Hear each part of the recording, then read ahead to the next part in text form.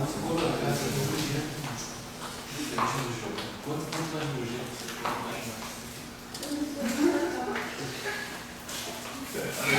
e no sentido metafísico, mais mal.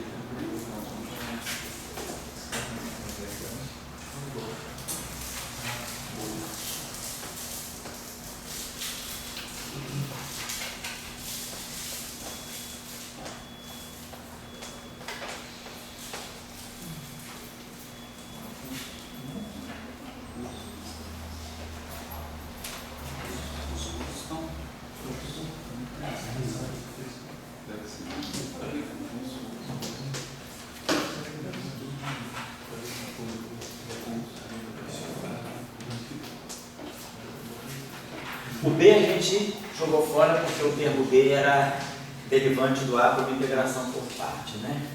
Aí o termo impetiu, eu não sei se ficou também, aí a divergência do rotacional, integrei por parte da zero também. O termo impetiu, o termo D, a gente ficou com isso. Psi ao quadrado. E o zeta a 2. Então acho que era isso, né?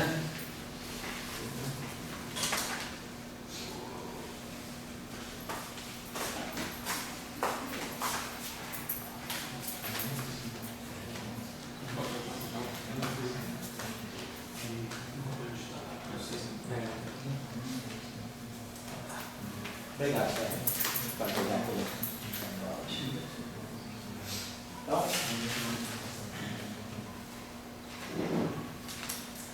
Então, o que a gente tinha visto era o seguinte, só para lembrar aqui. Aquele termo B a gente jogou fora porque ele diferia do termo A por derivada total. Depois, o termo que a gente tinha escrito D também. Então a gente ficou. Então a escolha de Maxwell, deixa eu colocar aqui, a escolha de Maxwell foi gama tio igual a 1. A escolha de Maxwell foi essa aqui, gama tio igual a 1. Gama tio igual a 0.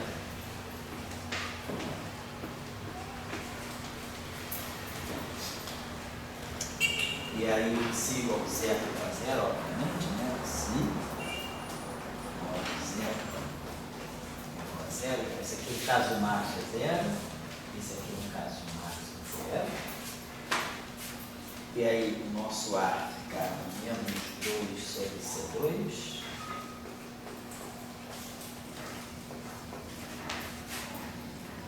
O nosso gama ficava igual a menos 1 sobre C2. Tinha um outro aí, era o alfa. O alfa parece que a gente fazia igual a 0, no caso do Maxwell também, né? Não é isso? E o beta era menos 1 sobre C2 também, não é? Então, alfa, beta igual a gama, né?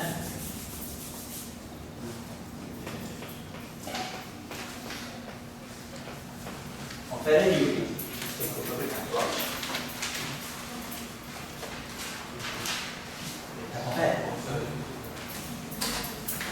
Então, no caso de Maxwell, o alfa zerou, isso? No caso de Maxwell tem alfa, tem o beta, que é o gradiente de φ, tem o gama, que é o PADT, tá certo? Tem o A, tá certo? O gama tio é 0 e o gama.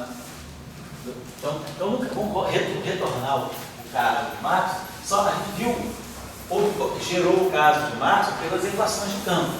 Agora vamos reolhar o caso de Maxwell olhando o lagrangiano. Vamos ver como é que fica, então, o lagrangiano que leva a Maxwell. Né? Então, o lagrangiano, vamos escrever agora. Então, o lagrangiano de Maxwell. Então, o lagrangiano de Maxwell ficou alfa igual a zero. Então, o beta é menos 1 sobre C2. Então, ficou menos 1 sobre C2. Eu não vou precisar fazer, vamos fazer da frente com esse. Olhando, ó. O beta é menos 1 sobre C2.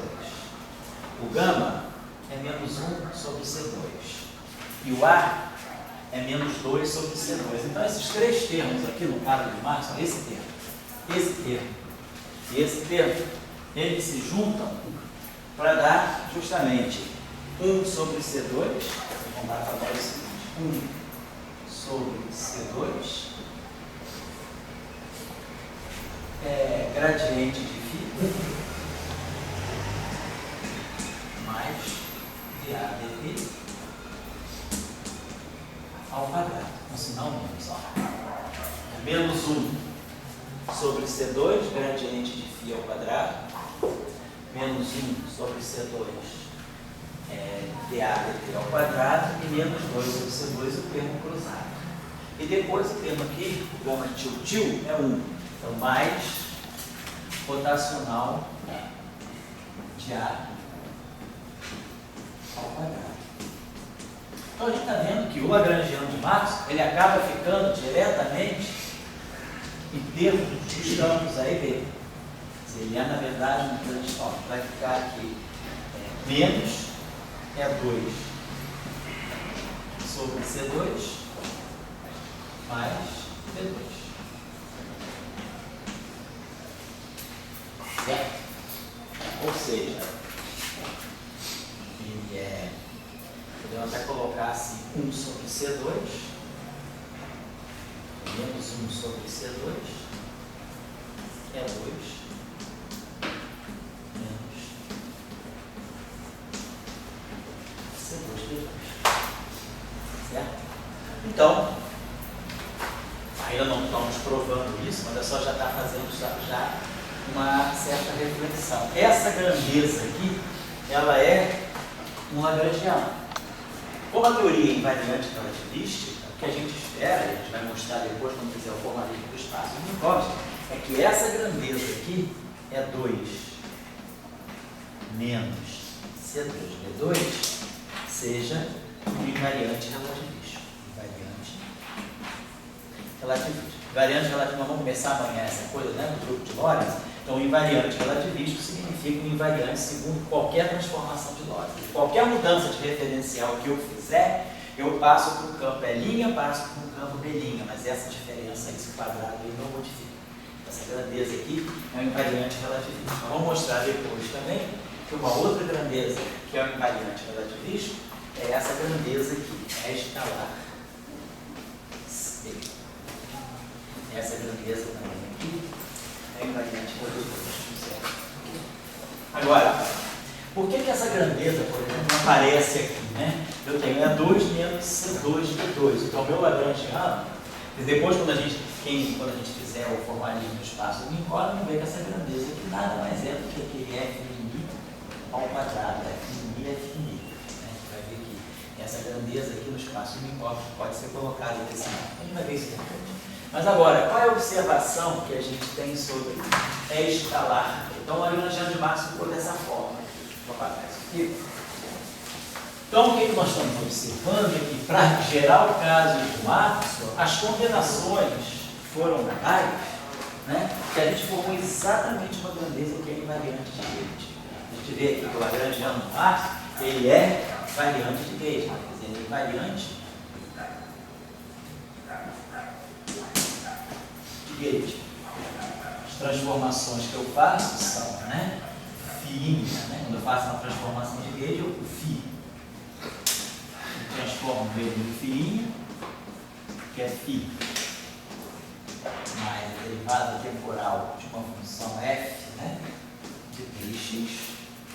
E o A, concomitantemente, também é transformado. E o A vai uma linha que é o A menos o gradiente dessa mesma função. Então, se eu fizer essas duas transformações simultaneamente, como nós já sabemos, o E não muda, o B não muda. Então, o Lagrangiano de Maxwell é invariante de Gauge. Então, nós, ao deixarmos o sistema geral, obviamente, nem todas as situações desses parâmetros aí são invariantes de Gauge. Só algumas situações. Quer dizer, a situação que corresponde a Maxwell, ela é exatamente invariante de Gauge. Mas a gente pode se perguntar, e se eu colocasse, se eu fizesse, como nós escrevemos o Lagrangiano, para ser invariante rotacional. Nem escrevi ele para ser invariante relativista. Nós escrevemos para ser invariante rotacional. Nós só deixamos todo o Lagrangiano, ele tem que ser sempre composições de vetores com vetores e escalares com escalares. Né? Nunca o Lagrangiano tem um caráter completamente escalar. No caso de Maxwell, a gente acaba vendo que a combinação dos parâmetros são tais que o Lagrangiano já dá invariante de Gauge e automaticamente também ele já sai invariante relativista. Agora a pergunta que a gente pode se fazer é, se eu lançasse o meu Lagrangiano genérico, como nós fizemos hoje na aula passada, né? Jogamos o Lagrangiano. Aí, antes de tirar as equações de campo e particularizar as situações, a gente poderia dizer, será que eu já posso controlar o meu Lagrangiano para ele ser invariante de Gauge de partida? Então eu já quero, eu escrevi, primeira etapa, foi escrever o Lagrangiano escalar, invariante de rotações. Segunda etapa, escrever o Lagrangiano agora que seja invariante de Gauge. Então antes de passar as equações de campo, eu já vou dar uma segunda filtrada no Lagrangiano, já vou programá-lo para ser invariante de Gauge. Daí a pergunta que a gente se faz é, se eu programar o Lagrangiano para ser invariante de Gauge, será que eu fatalmente chego no Maxwell ou eu ainda tenho a abertura de ter algo um pouquinho mais geral do que Maxwell e que seja invariante? Deixa eu apagar isso.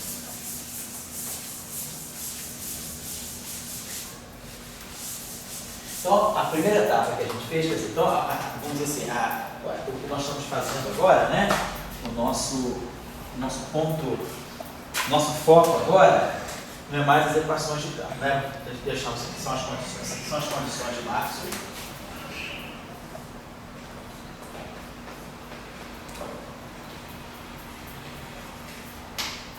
Essas são as condições de Maxwell. Com si zero igual a zero.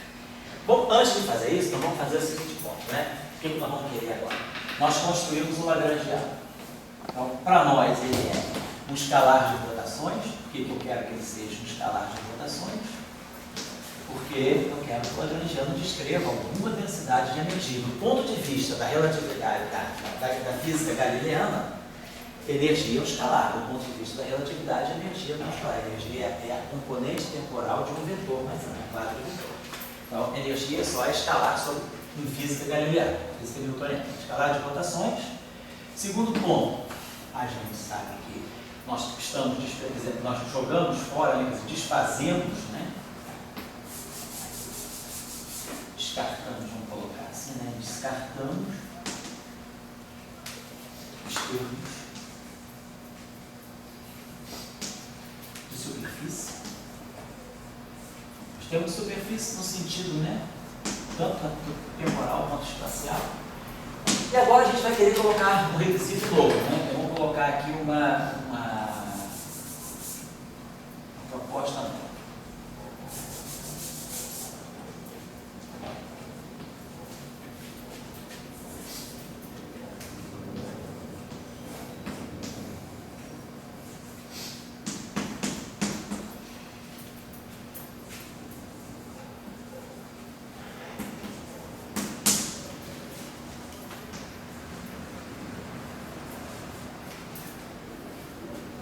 Então, mas não vamos esperar tirar as equações de campo para ver invariante de Gauge. Tirar invariante de Gauge antes. Então, dá uma olhadinha, eu quero que esse Lagrangiano, além disso aqui, ele seja invariante de Gauge. De partida, eu quero que ele seja invariante de Gauge. Vamos discutir isso aqui. Então, é claro, qual é a variação de gauge desse termo aqui. O que é o meu delta φ? A variação de gauge é meu delta φ.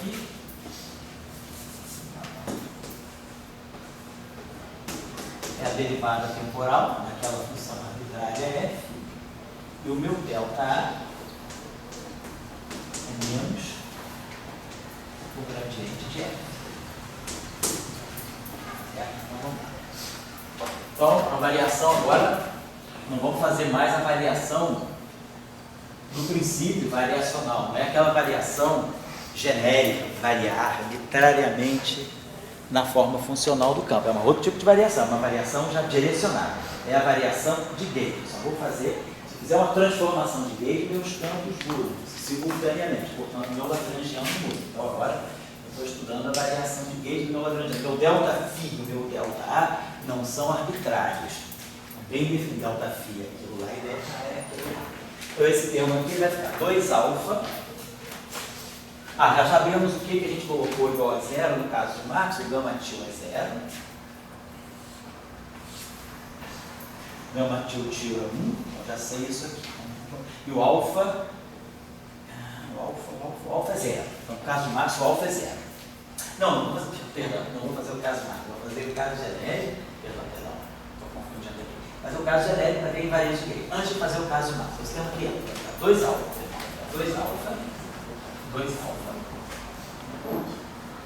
dφ dt e a derivada vai ficar. E o delta ddt do delta φ vai ficar a derivada segunda do f. Isso aqui é a variação de gauge, né? Onde o delta φ eu sei que é. Segundo termo, mesma coisinha, vai ficar gradiente, né? 2 dφ, né? Então vai ficar gradiente. Então vai ficar aqui, gradiente de φ escalar, gradiente de 2 beta dφ di do delta φ. Vai ficar menos, não filho, delta di do delta φ. Vai ficar derivada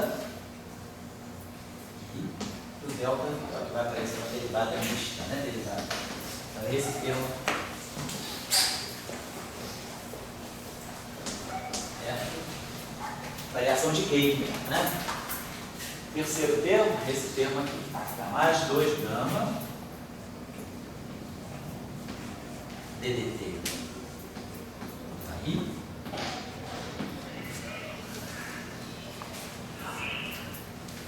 ddt com delta, vai produzir aqui. Menos, vai ficar um sinal menos, né? Por causa desse termo. E aí, ddt do F. Então, ddt do F, certo?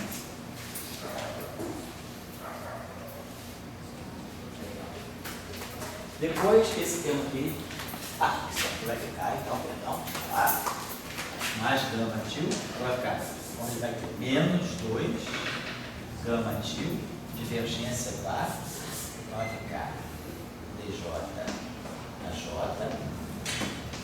vezes dj di f. Um sinal menos, né? O delta do F. Divergência do j, né? dj, perdão, di aí. dj, di aí. Mas o delta aí é di. Esse termo, né?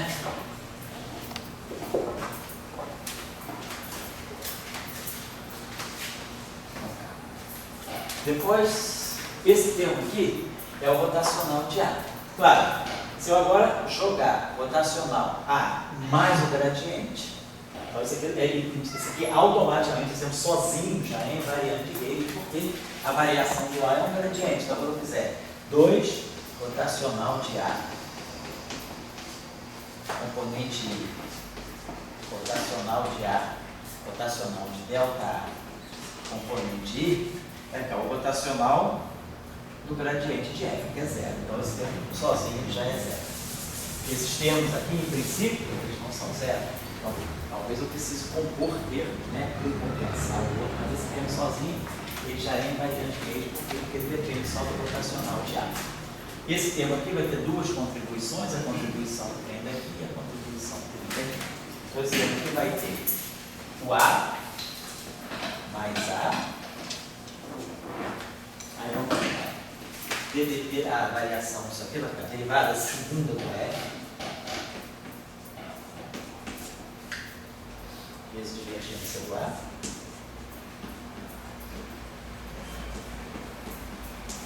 E aí o termo vai vir com a derivação, a variação do A. A variação do A é negativa, então vai ficar menos A DDT do φ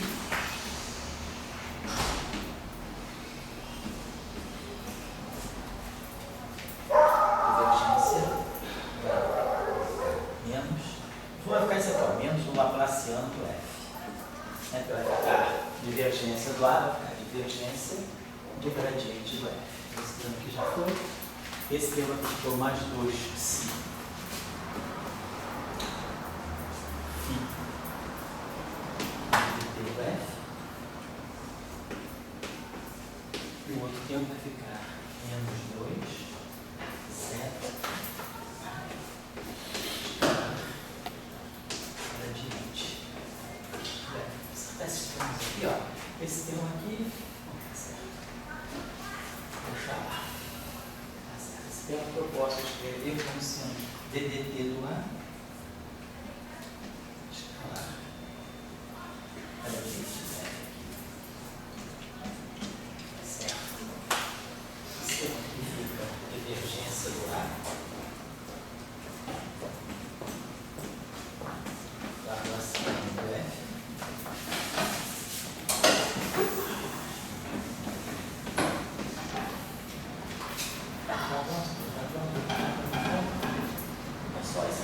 Também eu posso escrever como sendo gradiente do φ escalar gradiente do F. Certo? Então, opa, é aí. Põe. Pode pegar. Vou te pegar.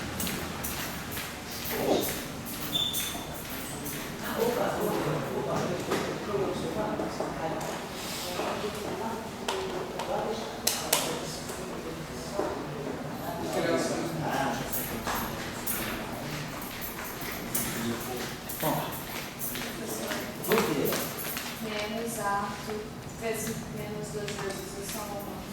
Aonde? Explica aqui. Não, acho que na linha Aqui. Isso. Aqui. Isso. O que tem? Tem menos a mais. Tem menos a mais? Ah, tem menos a mais, tem razão. Porque eu já coloquei esquecimento de dar aqui ou que está aqui, não é isso? Obrigado. Perfeito. Todo mundo confere aí? Os homens também conferem? Olha, são 2 contra N menos 2. Né? Olha, covardia. E N é muito maior do que 2. Então, bom, tá certo? Tá certo, eu acho que tá certo. Eu acho que me enganei nesse sentido. Obrigado. Beleza. Então tá lá. O que eu tenho que fazer para ter invariância de Gauge? Esse ΔL tem que ser 0. E F é uma função arbitrária. Eu posso fazer uma transformação arbitrária. Né? Então vamos lá. Esse termo aqui, ele tem cura. Ele tem jeito de se cancelar com alguém? Não tem nenhum termo que só tenha derivada temporal. Ele está sozinho. Esse termo aqui mistura temporal espacial, esse temporal com temporal, mas assim, eu tenho só φ, eu tenho A e F, eu tenho A. Aqui eu tenho φ. Aqui eu tenho também. Está sozinho. Esse termo aqui tem a ver com esse. Mas deve ter a ver com esse. Então esse termo aqui está bem, a não ser esse termo tá. Esse termo tem em Laplaciano. Esse termo só tem derivada temporal. Então não tem jeito desse termo não ser cancelado. Lembre-se, claro, se eu pudesse, vocês poderiam dizer, mas olha só, esse DDT de F aqui pode ser tal que o Laplaciano de F, como eu posso impor uma condição, por exemplo, aqui eu fatoraria o DDT do φ e teria 2α derivada segunda do F menos A Laplaciano do F, tudo isso frente ao DDT do φ. Para esse termo desaparecer, essa dependência em F desaparecer, eu imporia um vínculo, eu imporia uma equação diferencial derivada sempre em F, mas não é isso que eu quero, porque eu estou dizendo que essa função F é arbitrária, ela não pode ser vinculada. A invariância de Gauge, ela existe, né? quando o significado da invariância de gauge, se eu fixo o gauge, sim, eu escolho F. Quando eu escolho uma função F particular, eu estou fixando o gauge, porque eu escolhi a transformação específica, mas a invariância de gauge, ela existe no sentido de que eu possa fazer qualquer transformação, uma transformação com qualquer F. O meu lagrangiano, para ele ser invariante de gauge, independentemente do F, independentemente de qualquer condição diferencial sobre o F, ele tem que ser zero. Então, o que nós vamos querer é que o ΔL seja zero, variância do lagrangiano. Então, esse termo aqui, ele fica sozinho. Então, de fato, a invariância de gauge pede que o alfa seja zero. Então, a gente já poderia fixar o alfa. Não quero apagar aqui, não para preparar depois. Vou apagar isso aqui, que a gente já sabe o que é. Então, vamos ver a sequência disso aqui. Tá? A primeira sequência é o alfa devendo ser zero, porque não tem chance desse termo se cancelar com mais nada. Então, vamos acabar com esse termo. Agora, vamos ver os termos que têm semelhança. Esse termo aqui tem φ com F. Esse termo aqui tem A com F. Esse termo aqui tem A com F. Esse termo aqui tem A com F. Esse termo aqui tem φ com F. Esses dois termos aqui podem ter semelhança. Observem aqui uma coisa. Ó, eu estou dentro de um lagrangiano. Então, eu não perdi a chance de eliminar termos de superfície. Então, por exemplo, se eu fizer a integração parcial, eu posso trazer essa derivada aqui para cá. A derivada no fim. Então, o meu trabalhinho que eu vou fazer aqui é trazer essa derivada para cá. Mas depois, ó, esse gradiente do φ, esse DI do φ, eu posso trazer para cá. Esse termo aqui é exatamente isso. Vou botar aqui. DI φ, DI, escalar, DI, dt para isso e esse termo. Então eu posso trazer essa derivada temporal para cá. E aí, menos sinal menos.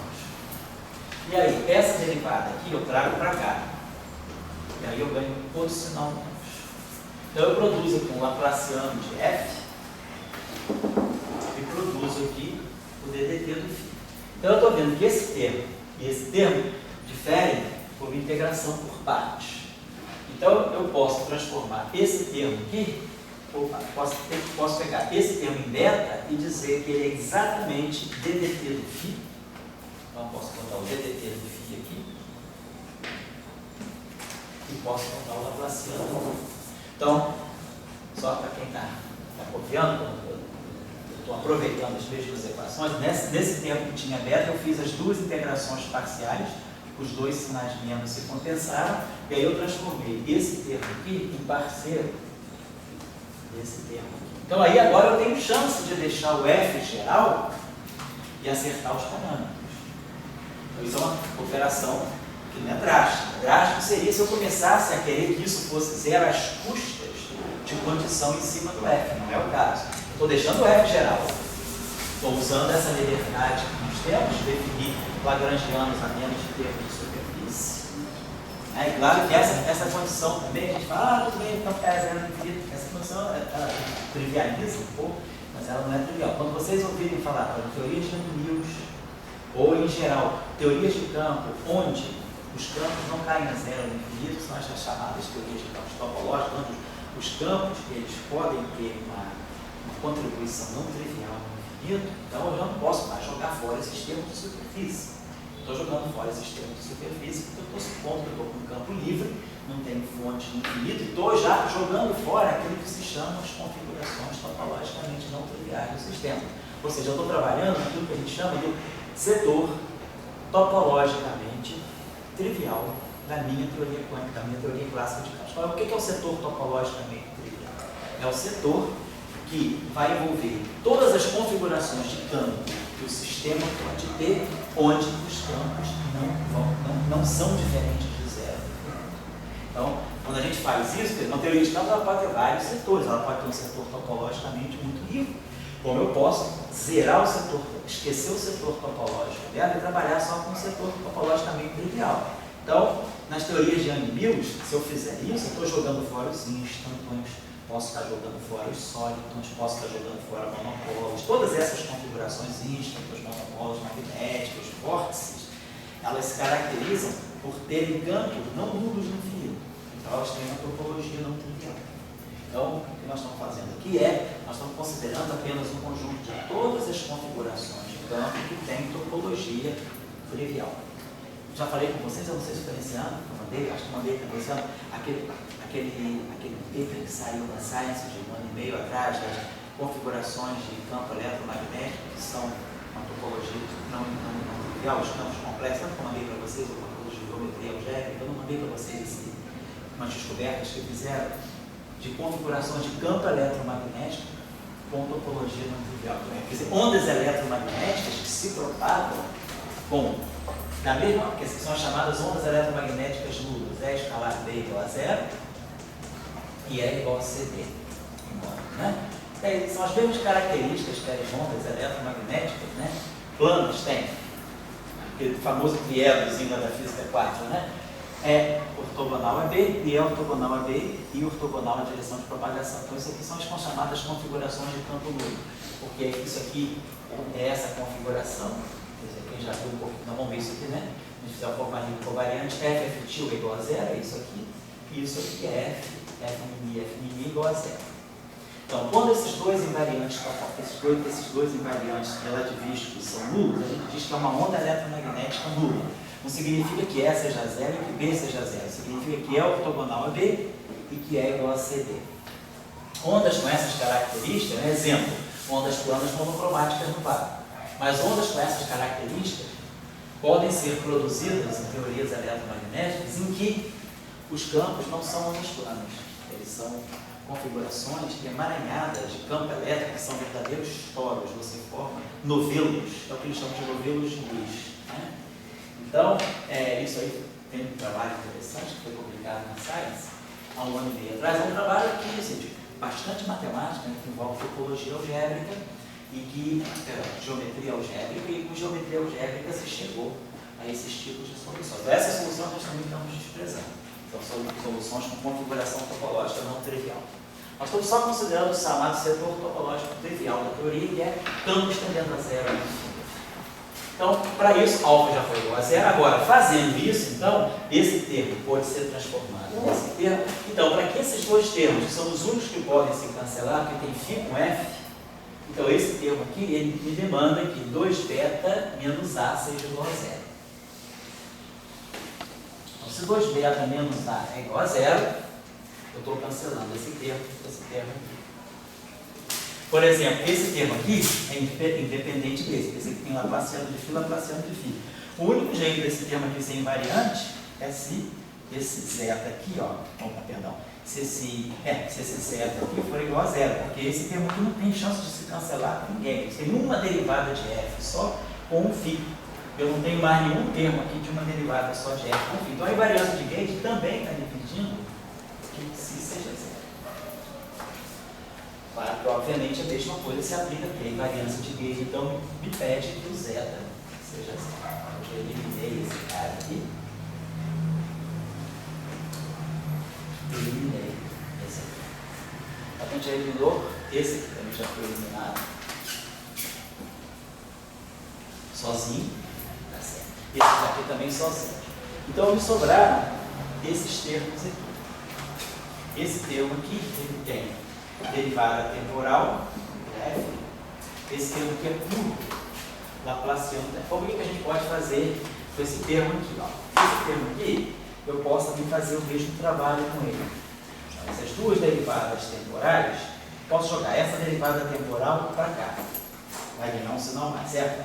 Jogo essa derivada temporal para cá, aqui fica mais, e aqui fica um dt ao quadrado. E aí, isso aqui é A, D e E. Faço uma integração parcial dessa derivada espacial I aqui e trago ela para cá. Aí vou ganhar de novo um sinal menos. E aí aqui vai me aparecer uma divergência do A. Isso aqui desaparece. Isso aqui desaparece. Então esse termo aqui, ele se identifica com esse aqui. Então esse termo aqui, vou colocar assim, né? Vai ser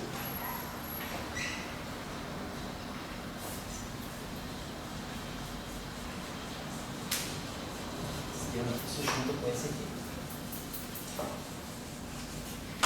Aí eu posso fatorar a derivada segunda temporal do f e fatorar ela sem fazer nenhuma imposição sobre qualquer forma de f e simplesmente põe a condição do parâmetro 2 gama menos a igual a zero.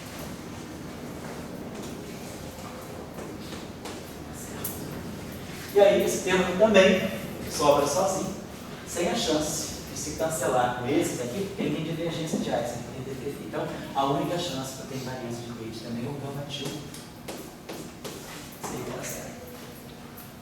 Então, se a gente, antes de fazer as equações de campo, gerar as equações de campo e depois gerar Maxwell, eu chego àquelas parâmetros. Agora eu estou fazendo um exercício contrário. Eu já quero trabalhar com um lagrangiano de partida que seja invariante de gauge. A pergunta é, eu ganho Maxwell ou eu posso ganhar Maxwell e mais outros derivantes? Né? Então a gente vai ver, alfa igual a zero é Maxwell.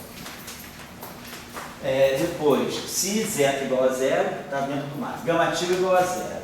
A jogada está toda no A. Então, a relação que eu tenho aqui, A é igual a 2 beta, que é igual a 2 gama, né? É o que está acontecendo aqui, né? A, isso, é igual a 2 beta, que é igual a 2 gama. Então, essa relação aqui, que a gente tirou, claro, nas equações de Maxwell a gente foi mais preciso, porque a gente gerou a relação com C2, a gente fixou os parâmetros em função da velocidade da luz. Aqui, eu estou deixando, eu só sei que 2 beta é igual a A, então esse 2 beta aqui vai virar A. E o meu 2 gama também vai virar A. Aí beleza, eu sei que esse termo aqui vai matar esse termo, sei que esse termo aqui vai matar esse termo, gama til morreu, isso aqui morreu, isso aqui morreu. Então, o que sobra para nós, então quer dizer, com isso aqui, ΔL é igual a zero.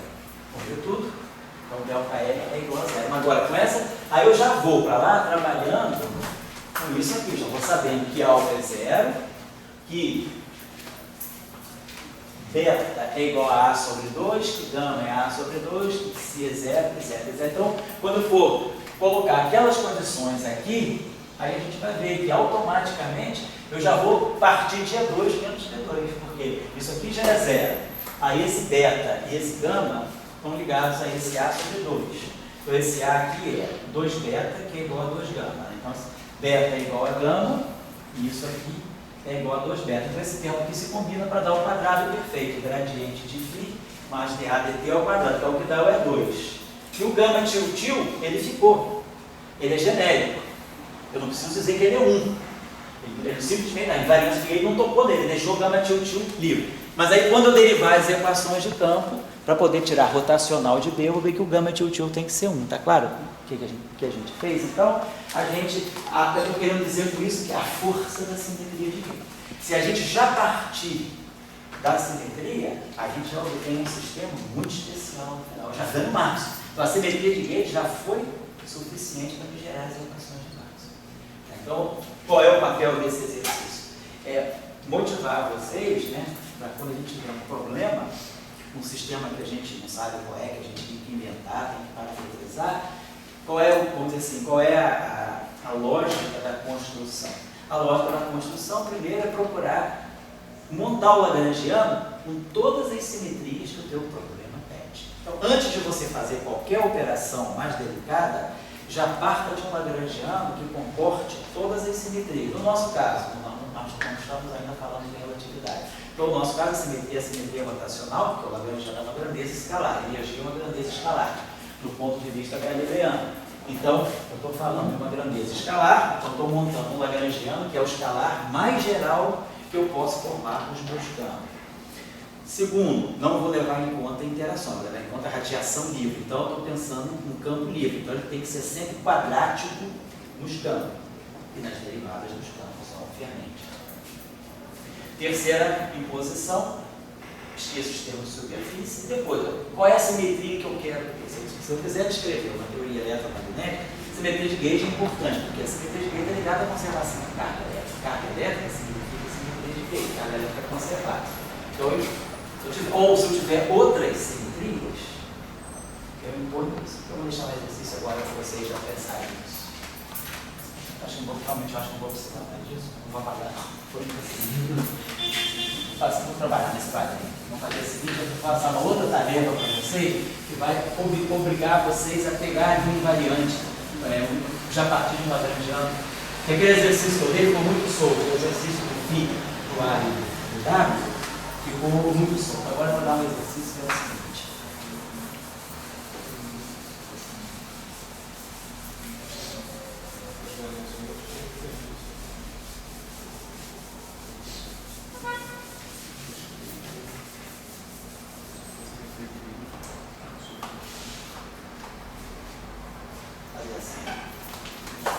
Suponho que eu tenho uma tarefa agora, né? Então a tarefa agora vai ser também construir um lagrangiano. Então a tarefa agora vai ser construir, né? Construção. Do lagrangiano mais geral.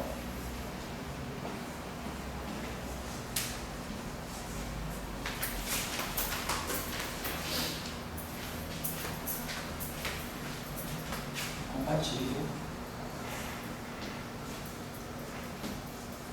com recíprocos rotacional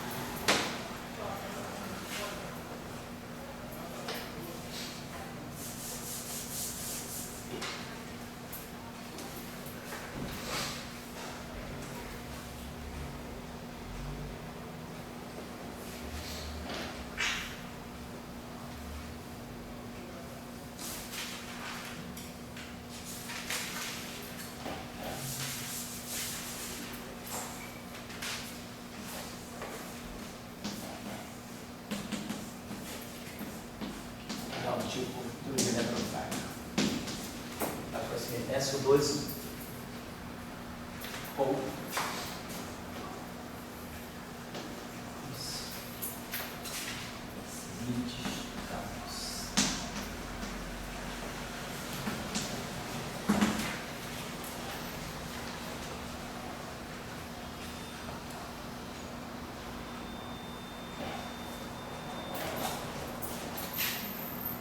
Dois escalários.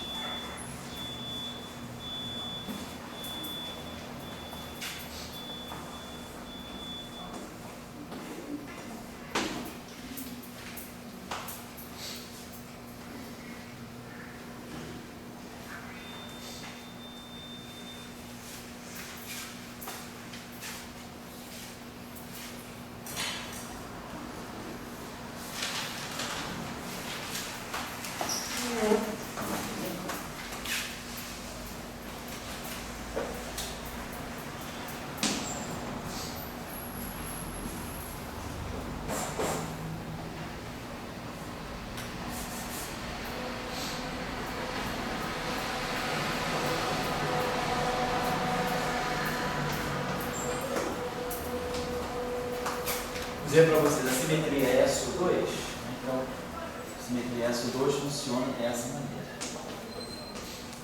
Para eu ter uma simetria SO2, eu tenho que arrumar meus campos num dublete. Eu tenho que pegar dois campos, esse é um campo S1 e um campo S2, essa é a estrutura do R. Para você enxergar. Oi.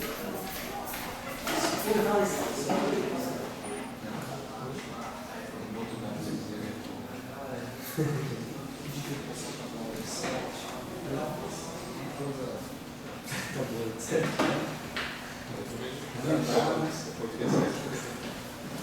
Acaba com. Já vê se o estudo.